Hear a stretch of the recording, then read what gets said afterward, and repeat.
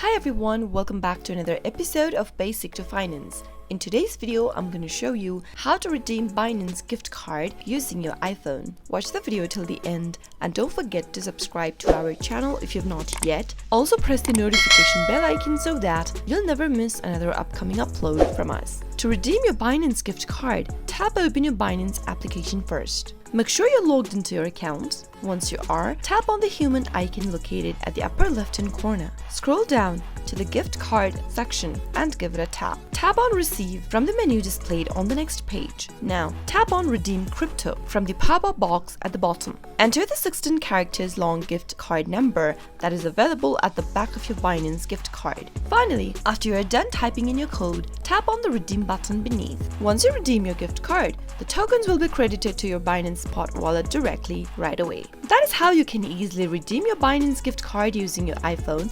I hope the tutorial was helpful to you. If it was, go ahead and give us a thumbs up. I'll be back soon with more tutorial videos like this. Thank you for watching.